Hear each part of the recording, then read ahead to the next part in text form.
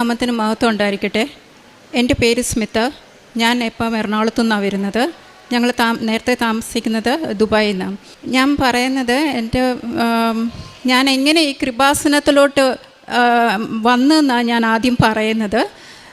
2024 July മാസത്തിൽ എനിക്ക് ഭയങ്കര സിവിയർ ആങ്സൈറ്റി ഇഷ്യൂസ് ഉണ്ടായി. ആങ്സൈറ്റി ഇഷ്യൂസ് എന്ന് പറഞ്ഞാൽ എനിക്ക് കുളിക്കാൻ ഭയങ്കര ബുദ്ധിമുട്ട്, മുഖം കഴുകാൻ ഭയങ്കര ബുദ്ധിമുട്ട്, വെള്ളം കുടിക്കാൻ ഭയങ്കര ബുദ്ധിമുട്ട്. അത് ഭയങ്കര സിവിയറായി പോയി.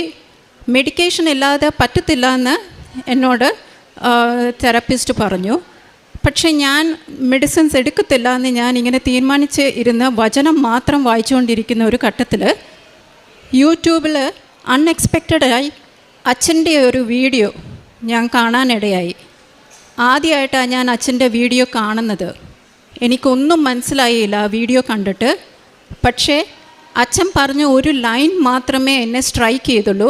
അതായത്, നമ്മുടെ ജീവിതത്തിൽ കൈവിട്ടു പോയി എന്ന് വിചാരിക്കുന്ന ആ നിമിഷമായിരിക്കും ദൈവം നിൻ്റെ കയ്യിൽ കയറി പിടിക്കുന്നത്.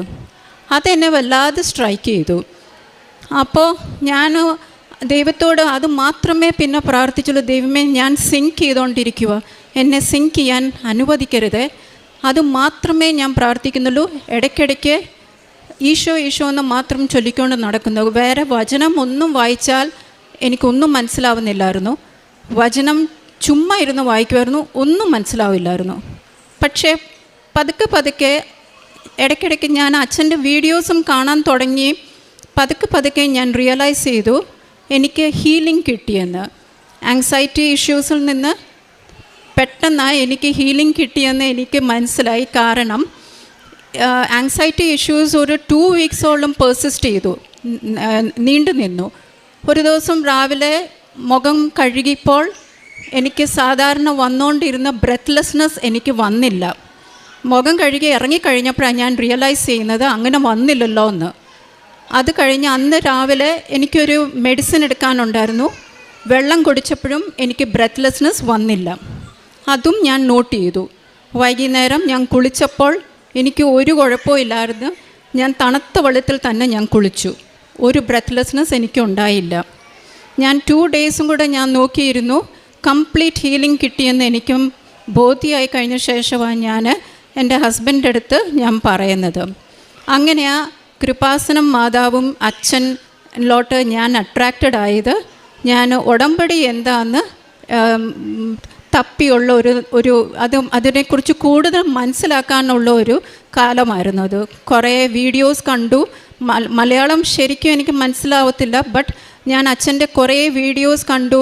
ഓൺലൈനിൽ കയറി ഇംഗ്ലീഷിൽ എഴുതിയേക്കുന്നതെല്ലാം വായിച്ച് മനസ്സിലാക്കി. ഉടമ്പടി അതൊരു വേ ഓഫ് ലൈഫാണെന്ന് എനിക്ക് പിടികിട്ടി. അത് ജസ്റ്റ് 3 മന്ത്സിലേക്ക് മാത്രം എടുക്കുന്ന ഒരു കാര്യമല്ല. ഈശോയോട് തോന്നുന്ന ഒരു സ്നേഹം മുഖേന നമ്മൾ നമ്മുടെ ലൈഫിൽ തന്നെ വരുത്തുന്ന വലിയ ചേഞ്ചാണെന്ന് എനിക്ക് മനസ്സിലായി. അങ്ങനെ ഇരിക്കുന്ന ഘട്ടത്തിലാണ് എൻ്റെ മോൾ അവിടെ ദുബായിൽ കഴിഞ്ഞ 3 വർഷമായിട്ട് ജോലിക്ക് വേണ്ടി സെർച്ച് ചെയ്യുക. അവൾക്ക് ഒരു ജോലിയും ശരിയാവുന്നില്ലായിരുന്നു. അവൾ ഇടയ്ക്ക് ഒരു കമ്പനിയിൽ ഇൻറ്റേൺ പൊസിഷനായിട്ട് വർക്ക് ചെയ്യുന്നുണ്ടായിരുന്നെങ്കിലും പോലും ആ കമ്പനിയിൽ അവർ അബ്സോർബ് ചെയ്തില്ല, വിസയും കൊടുത്തില്ല. ഞങ്ങളുടെ വിസയാണെങ്കിൽ അടുത്ത ഫെബ്രുവരി കൊണ്ട് തീരുക.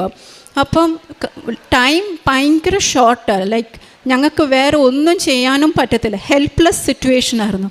എന്ത് ചെയ്യണമെന്ന് ഞങ്ങൾക്ക് 3 പേർക്കും അറിയില്ലാത്ത ഘട്ടത്തിലാണ് ഞാൻ ഹസ്ബൻഡിനോട് പറഞ്ഞ് നമുക്ക് ഓൺലൈൻ ഉടമ്പടി എടുക്കാമെന്ന്. അങ്ങനെ ഒക്ടോബർ 10th ഞങ്ങൾ ഓൺലൈൻ ഉടമ്പടി എടുത്തു. ഓൺലൈൻ ഉടമ്പടി എടുത്ത് ഞങ്ങളിങ്ങനെ പ്രാർത്ഥിച്ച് ഒക്കെ കാര്യങ്ങളൊക്കെ ചെയ്തുകൊണ്ടിരിക്കുന്ന ഘട്ടത്തിൽ ഒക്ടോബർ 18th ഇവൾക്ക് സ്ലൊവേനിയൻ എംബസി ഓഫ് അബുദാബിയിൽ നിന്ന് ഇമെയിൽ വരുന്നു. ഒരു ഇൻ്റർവ്യൂ ഉണ്ടെന്നും പറഞ്ഞ്. ആ ഇൻ്റർവ്യൂ അവൾ 23rd ഒക്ടോബർ പോയി അറ്റൻഡ് ചെയ്തു. അത് കഴിഞ്ഞ് നവംബർ 5 അവർ വീണ്ടും വിളിച്ചു. നവംബർ 8 വീണ്ടും ചെല്ലണമെന്ന് പറഞ്ഞു. നവംബർ 8 ചെന്ന് കഴിഞ്ഞ് അവൾക്ക് ഓൺ ദ സ്പോട്ട് അവൾക്ക് ജോലിയായി. അപ്പം 3 വർഷം കൊണ്ട് ഞങ്ങൾ മാക്സിമം ചെയ്യാൻ നോക്കിയ ഒരു കാര്യം 3 ആഴ്ച കൊണ്ട് മാതാവ് ഞങ്ങൾക്കത് ചെയ്തു തന്നു. അത് വലിയ മിറക്കിളായിരുന്നു ഞങ്ങൾക്ക്. ജോലിയും ജോലിയുടെ ഡീറ്റെയിൽസിനെ കുറിച്ച് മോളുടെ കയ്യിൽ ഞാൻ കൊടുക്കാം. എൻ്റെ പേര് ലറ്റിഷ്യ. ഞാനും ദുബായിൽ വർക്ക് ചെയ്യുമായിരുന്നു. ഞാൻ ഇത്ര നാളും ചെയ്ത ജോലി ഒട്ടും ഹാപ്പി അല്ലായിരുന്നു. ഞാൻ ആ ഓഫീസിലെ എൻവയൺമെൻറ്റും നല്ലതായിട്ട് മാറുന്നുണ്ടായിരുന്നു. അതിനൊത്ത് ഞാനും ഒത്തിരി ചേഞ്ച് ചെയ്യുന്നുണ്ടായിരുന്നു. എക്സ്പീരിയൻസ് കിട്ടുന്നുണ്ട്, ബട്ട് അതിനനുസരിച്ചുള്ള റിവാർഡ്സോ റെക്കഗ്നിഷനോ ഒന്നും അവർ തരുന്നില്ലായിരുന്നു. അപ്പം ഞാൻ നല്ല അൺഹാപ്പി ആയിരുന്നു. പക്ഷെ ഇപ്പോൾ കിട്ടിയ ജോലി, ആ ജോലി എംബസി ഓഫ് സ്ലൊവേനിയയിൽ, അവിടെ അബുദാബിയിൽ അവർക്ക് ഓഫീസുണ്ട്. ആ ഓഫീസിൽ ഞാൻ തന്നെ ഡ്രൈവ് ചെയ്ത് പോയി. ആൻഡ് അവരെനിക്ക് ആ സെക്കൻഡ് ഇൻ്റർവ്യൂ എന്ന് പറയുന്നത് അവിടുത്തെ ആൾക്കാർക്ക് അവർക്ക് എൻ്റെ ആ പേഴ്സണാലിറ്റി, ഞാനൊരു ടീം പ്ലെയർ ആയിരിക്കുമോ എന്നൊക്കെ അറിയാൻ വേണ്ടി, ജസ്റ്റ് ടു ഒന്ന് മേക്ക് ഷുവർ ദാറ്റ് ഞാനൊരു നല്ല ഫിറ്റ് ആയിരിക്കുമെന്ന്, അതിനുവേണ്ടി മാത്രമായിരുന്നു സെക്കൻഡ് ഇൻ്റർവ്യൂ. അപ്പം ഞാൻ ആ ടീമുമായിട്ട് സംസാരിച്ചു. 1 മണിക്കൂറിനുള്ളിൽ എനിക്ക് അവർ ഓൺ ദി സ്പോട്ട് തന്നെ ജോബ് മാതാവ് തന്നെ എനിക്ക് വേണ്ടി ഒരുക്കി തന്ന ഒരു റോളാണ്. ഈ റോളിൽ ഞാൻ ഡയറക്റ്റ്ലി എംബസി ഓഫ് സ്ലൊവേനിയൻ അംബാസഡറിൻ്റെ അടുത്തായിരിക്കും ഞാൻ റിപ്പോർട്ട് ചെയ്യുന്നത്. ചെറിയൊരു ടീമാണ്, ബട്ട് ഓൾറെഡി അവർക്ക് എനിക്കുള്ള ഒരു ഇമ്പോർട്ടൻസ് ഒക്കെ ഇപ്പോഴേ അവർ കാണിക്കുന്നുണ്ട്. പഴയ ജോലി ആ ഓഫീസ് പോലെ അല്ലായിരുന്നു. അപ്പം ഞാൻ പഴയ ജോലി ചെയ്തുകൊണ്ടിരിക്കുമ്പം എപ്പോഴും മനസ്സ് വിചാരിക്കുമായിരുന്നു, ഞാൻ നല്ലതായിട്ട് പെർഫോം ചെയ്യുന്നുണ്ടായിരുന്നു. ആസ് ഇൻ ക്ലയൻറ്റ്സ് ഹാപ്പി ആയിരുന്നു. എൻ്റെ superiors like seniors team always very happy with me. നല്ല ഫീഡ്ബാക്ക് ആയിരുന്നു. ബട്ട് എന്നിട്ടും ആ ഒരു റെസ്പെക്റ്റ്, ഒരു റെക്കഗ്നിഷൻ, റിവാർഡ്സ് തരുന്നില്ലായിരുന്നു. അപ്പം ഞാൻ മനസ്സിൽ വിചാരിക്കുമായിരുന്നു, എനിക്ക് നെക്സ്റ്റ് ജോബ് വരുമ്പോൾ ഒരു നല്ല റെസ്പെക്റ്റബിൾ പൊസിഷൻ ആയിരിക്കണമെന്ന്. ആൻഡ് ഹോപ്പ്ഫുള്ളി ഒരു ഗവൺമെൻറ് എൻറ്റിറ്റിയിൽ തന്നെ ജോബ് വേണമെന്ന് എനിക്ക് വലിയ ആഗ്രഹം ഉണ്ടായിരുന്നു. അപ്പം അതുപോലെ തന്നെ മാതാവിൻ്റെ ഇൻ്റർസെഷനിലൂടെ എനിക്ക് അങ്ങനെ ഒരു ജോലി തന്നെ കിട്ടി. ഞാൻ എഡ്യൂക്കേഷണൽ ബാക്ക്ഗ്രൗണ്ട്, ഞാനൊരു എൻജിനീയർ. ആൻഡ് ഞാൻ എൻ്റെ CFA ഇപ്പോൾ പെർസ്യൂ ചെയ്തുകൊണ്ടിരിക്കുക. ഹോപ്പ്ഫുള്ളി എനിക്ക് ഇക്കണോമിക്സ് മാസ്റ്റേഴ്സ് ചെയ്യണമെന്ന് എൻ്റെ ആഗ്രഹം. അതും നടക്കുമെന്ന് എനിക്ക് നല്ല വിശ്വാസമുണ്ട്. ഈ ജോലി ഇത് ആദ്യമായിട്ട് സ്ലൊവേനിയൻ എംബസി പ്രിപ്പയർ ചെയ്യുന്നൊരു ജോലിയാണ്. അപ്പോൾ അത് ഞങ്ങൾക്ക് കൺഫേംഡായി. മാതാവ് തന്നെ ഈ ജോലി ഇവൾക്ക് വേണ്ടി തന്നെ ക്രിയേറ്റ് ചെയ്താന്ന് എനിക്ക് പിടികിട്ടി. ദുബായിലായതുകൊണ്ട് ഒരുപാട് കാരുണ്യ പ്രവർത്തനം ഒന്നും ഞങ്ങൾക്ക് ചെയ്യാൻ പറ്റിയില്ല. പക്ഷേ ഇപ്പം ഞങ്ങൾ നാട്ടിൽ വന്നു കഴിഞ്ഞ ശേഷം ബ്ലൈൻഡ് അസോസിയേഷന് വേണ്ടി ഒരു സർജറിക്ക് വേണ്ടി ഞങ്ങൾക്ക് ആകാവുന്ന ഒരു എമൗണ്ട് ഞങ്ങൾ കൊടുത്തിട്ടുണ്ട്. പിന്നെ ഞങ്ങൾ കാരുണ്യ പ്രവർത്തനം ഇനിയും ചെയ്യും. പിന്നെ ഞാൻ 2 വീക്സ് കൂടുമ്പം കുമ്പസാരിക്കാറുണ്ട്. ഞായറാഴ്ച പള്ളിയിൽ പോകാറുണ്ട്. ദുബായിലായതുകൊണ്ട് ഞായറാഴ്ചയൊക്കെയാണ് പള്ളിയിൽ പോകുന്നത്. പിന്നെ പത്രം ഞങ്ങളിവിടെ വന്നു കഴിഞ്ഞ ശേഷം നവംബർ 16 ഞങ്ങളിവിടെ വന്ന് ഉടമ്പടി എടുത്തു കഴിഞ്ഞ ശേഷം പത്രമൊക്കെ കിട്ടി. പത്രമൊക്കെ ഞാനും എപ്പോഴും ദൈവത്തോട് പ്രാർത്ഥിക്കുന്നുണ്ട്, ശരിക്കും ഡിസേർവ് ചെയ്യുന്ന ആൾക്കാർക്ക് കൊടുക്കണം.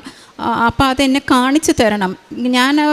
പെട്ടെന്ന് ഞാൻ കൊടുക്കുന്നില്ല. ഞാൻ ശരിക്കും മനസ്സിലാക്കി ആരാ ശരിക്കും ഡിസേർവ് ചെയ്യുന്ന അവർക്ക് ഞാനിത് ആദ്യം ഇൻട്രഡക്ഷൻ പറഞ്ഞു കഴിഞ്ഞ് അങ്ങനെയാണ് ഞാൻ കൊടുക്കുന്നത്. ബിക്കോസ് കൊടുത്തു കഴിയുമ്പം ഞാൻ നോട്ടീസ് ചെയ്യാറുണ്ട്, ആ വാങ്ങിക്കുന്ന ആൾ വളരെ സന്തോഷത്തോടെ എന്നോട് നന്ദി പറയാറുണ്ട്.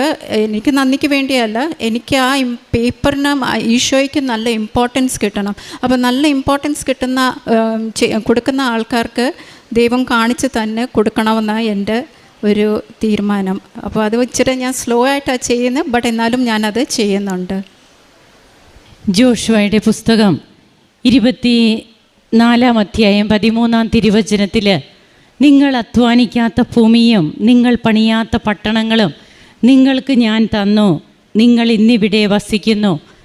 നിങ്ങൾ നട്ടുവളർത്താത്ത മുന്തിരിത്തോട്ടത്തിൻ്റെയും ഒലിവ് തോട്ടത്തിൻ്റെയും ഫലം നിങ്ങൾ അനുഭവിക്കുന്നു. ദൈവം നേരിട്ട് നടത്തുന്ന സംഭവങ്ങൾ എങ്ങനെയാണ് ഓരോ വ്യക്തികളുടെ ജീവിതത്തിൽ ഉണ്ടാകുന്നത്?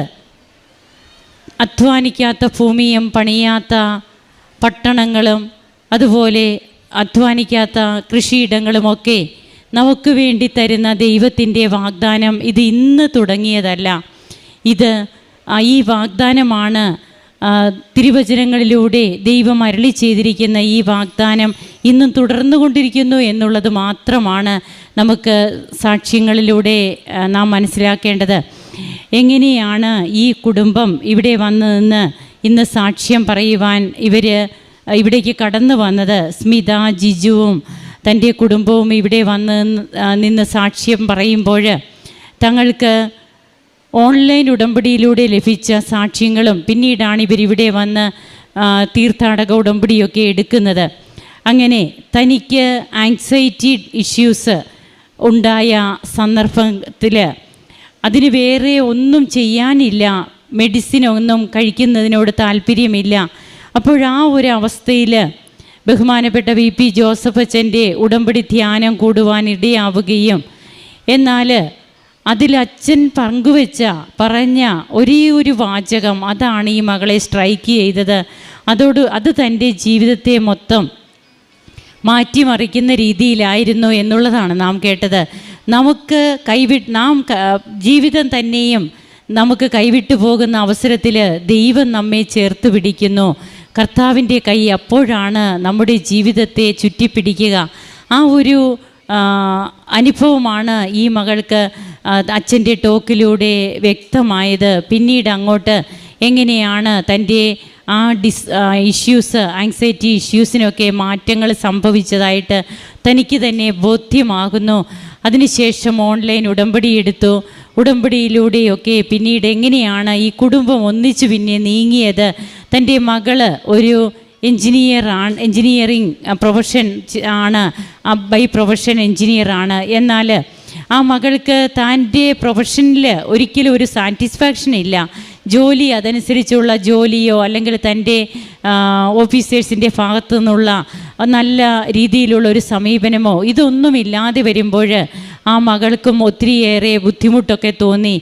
ഉടമ്പടിയിലൂടെ പിന്നീട് 3 വർഷം അതായത് ഇവരുടെ സാഹചര്യങ്ങൾ ഇങ്ങനെയാണ് നമ്മോട് പറഞ്ഞത്. തങ്ങളുടെ വിസ കാലാവധി തീരാൻ പോവുകയാണ്, സമയം ബാക്കിയില്ല, വളരെ ഷോർട്ടായിട്ടുള്ള ടൈം. ഈ സമയമില്ലാത്ത അവസരത്തിൽ ഇനി മുമ്പോട്ട് ഒത്തിരിയൊന്നും തങ്ങൾക്ക് ചെയ്യാനില്ല, എന്നാൽ ചെയ്യേണ്ടതായിട്ടുള്ള കാര്യം ഒത്തിരി ഉണ്ട് താനും. തങ്ങൾക്ക് ചെയ്യാൻ പറ്റില്ലാത്ത കാര്യങ്ങളാണത്. അതുകൊണ്ടാണ് ഭാരലഘുത്വം. അതായത് നമുക്ക് നമ്മുടെ മുൻപിലുള്ളത് ഒരു വലിയ ബുദ്ധിമുട്ടേറിയ ഒരു പ്രോസസ്സിംഗ് ഒക്കെ ആണെങ്കിൽ അതിന് സമയവുമില്ല. ഈ അവസ്ഥയിലാണ് അതൊരു ബഹുമാനപ്പെട്ട VP ജോസഫ് അച്ഛൻ പറയുന്നത് പോലെ ഒരു തൂവലിൻ്റെ കനം, ആ അവസ്ഥയിലേക്ക് നമ്മുടെ ജീവിതത്തിൻ്റെ ആ ഒരു വലിയ ഭാരം മാറുകയാണ്. അത് പിന്നീട് എങ്ങനെ ജീവിതത്തിൽ സംഭവിച്ചു? 3 വർഷം തങ്ങൾക്ക് പരിശ്രമിച്ചിട്ട് നടക്കാത്തത് വെറും ഏതാനും ആഴ്ചകൾ കൊണ്ട് ഈ മക്കൾക്ക് അത് നടന്നു കിട്ടി. തൻ്റെ മകൾക്കൊരു നല്ല ജോലി ലഭിച്ചു, അതും സ്ലൊവേനിയൻ എംബസിയിൽ. അങ്ങനെയൊരു ജോലി സാധ്യതയെ അവിടെ ഇല്ല.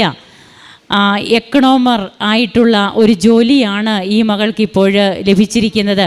അപ്പോൾ ആ ജോലിയൊക്കെ കിട്ടുക, അതുമല്ലെങ്കിൽ അവിടെ ഒരു പോസ്റ്റ്, അങ്ങനെയൊരു പോസ്റ്റേ ഇല്ല. അത് തൻ്റെ മകൾക്ക് വേണ്ടിയിട്ട് അമ്മ മാതാവ് അവിടെ ക്രിയേറ്റ് ചെയ്തു. ആ മകളും ഇന്ന് നമ്മോട് സംസാരിച്ചപ്പോൾ അതാണ് പറയുക, എനിക്കിതിന് യാതൊരു യോഗ്യതയുമില്ല, ഇത് പരിശുദ്ധ അമ്മ എനിക്ക് വേണ്ടി ക്രിയേറ്റ് ചെയ്ത ഒന്നായിട്ട് തന്നെയാണ് എനിക്ക് മനസ്സിലാകുന്നത്. തനിക്ക് ഇന്ന് കിട്ടിയ ഈ പൊസിഷൻ, തനിക്കൊരു നല്ല പൊസിഷൻ കിട്ടിയിരുന്നെങ്കിൽ എന്ന് ഈ മകള് ആഗ്രഹിച്ചിരുന്നതാണ്. അതുപോലെ നല്ല ഒരു പൊസിഷനിൽ തനിക്ക് പുതിയതായിട്ടൊരു പൊസിഷൻ ക്രിയേറ്റ് ചെയ്ത് തന്നെ ആ എംബസിയിൽ തന്നെ ഒരു വലിയ അതായത് ഒരു ജോലിക്ക് ഉടമയാക്കി തന്നെ മാറ്റിയതൊക്കെ തൻ്റെ മമ്മിയുടെ ഉടമ്പടിയാണെന്ന് ആ മകളും ഉറച്ച് വിശ്വസിക്കുകയാണ്. കാരുണ്യ പ്രവർത്തനങ്ങൾ, പ്രേക്ഷിത പ്രവർത്തനം, അതുപോലെ ഇത് ഉടമ്പടി എന്ന് പറയുന്നത് ഇവർ ഒത്തിരിയേറെ പഠിച്ചിട്ട് തന്നെയാണ് ഉടമ്പടി എടുത്തത്, വെറുതെ ഉടമ്പടി എടുത്തതല്ല. അതുകൊണ്ടാണ് ഒത്തിരി അറിവുള്ളവർ, പ്രൊഫഷണൽസ്, അവരൊക്കെ അവരുടെ ജീവിതത്തിൽ എന്താണ് ഉടമ്പടി അതിനെക്കുറിച്ച് അവർ പഠിച്ചു കഴിഞ്ഞ് ഇംഗ്ലീഷിലും മലയാളത്തിലുമൊക്കെ അതിനെക്കുറിച്ചുള്ള വിവരണങ്ങളൊക്കെ നോക്കി അതിനുശേഷമാണ് ഉടമ്പടി എടുക്കുക. അപ്പോൾ തനിക്കൊരു കാര്യം മനസ്സിലായി, ഉടമ്പടി എന്ന് പറയുന്നത് അത് ഒരു ജീവിത രീതിയാണ്. ഈ ജീവിത രീതി ഇത് കുറച്ച് 90 ദിവസത്തിനുള്ളതല്ല, ഇതൊരു ലൈഫ് ലോങ് പ്രോസസ്സാണ്. ഇതൊക്കെ വളരെ വ്യക്തമായിട്ട് മനസ്സിലാക്കിയതിന് ശേഷം ഉടമ്പടി എടുത്ത് ഇന്നിവിടെ വന്നെന്ന് സാക്ഷ്യം പറയുകയാണ്. അല്ലാതെ ഏതെങ്കിലുമൊക്കെ ഒരു ഫിസിക്കൽ ഫേവേഴ്സിന് വേണ്ടിയിട്ട് പെട്ടെന്ന് എന്തെങ്കിലുമൊക്കെ ഒന്ന് പ്രാർത്ഥിച്ച് അങ്ങനെയല്ല ഇന്ന് പലരും ഉടമ്പടി എടുക്കുന്നത്. നാം എപ്പോഴെങ്കിലും അങ്ങനെ ഉടമ്പടി എടുത്തെങ്കിൽ തന്നെയും ഇന്ന് പലർക്കും അതൊക്കെ മാറ്റേണ്ട സാഹചര്യങ്ങളായി എന്ന് അവർക്ക് തന്നെ ബോധ്യപ്പെട്ട് എത്രയോ അനുഭവ സാക്ഷ്യങ്ങൾ ഈ അൾത്താരയിൽ തന്നെ പങ്കുവയ്ക്കുന്നുണ്ട്. തങ്ങൾ ഉടമ്പടി എടുത്തപ്പോൾ തങ്ങൾ ചിന്തിച്ചത് ഒന്നാണെങ്കിൽ ഇന്ന് ഉടമ്പടി ജീവിച്ചു വരുമ്പോൾ തങ്ങൾക്കിന്ന് ഫിസിക്കലായിട്ടുള്ള ഫേവേഴ്സ് ഒന്നും വേണ്ട, തങ്ങൾക്ക് മനസ്സമാധാനത്തോടെ സന്തോഷത്തോടെ ഈശോയോടൊത്തുള്ളൊരു ജീവിതം മാത്രം മതി, അതുമാത്രമേ തങ്ങൾ ആഗ്രഹിക്കുന്നുള്ളൂ. ഇങ്ങനെയൊക്കെയാണ് ഇന്ന് ഓരോ പ്രൊഫഷണൽസും അവരുടെ ജീവിതത്തിൽ ഉടമ്പടിയെ കാണുന്നത്. അങ്ങനെ ഒരു ജീവിത രീതിയാണ് നിത്യതയിലേക്ക് തങ്ങളെ നയിക്കുന്ന ചിട്ടയായ ഒരു ജീവിത ശൈലിയാണെന്നൊക്കെ സ്മിത ഇവിടെ പറഞ്ഞു കഴിഞ്ഞു. അങ്ങനെ ഇന്ന് ഈ കുടുംബം ഇവിടെ വന്ന് നിന്ന് സാക്ഷ്യം പറയുമ്പോൾ നമുക്കും ദൈവത്തെ ആരാധിക്കാം, മഹത്വപ്പെടുത്താം, കരങ്ങളടിച്ച് ഈശോയ്ക്കും അമ്മയ്ക്കും നന്ദി പറയാം.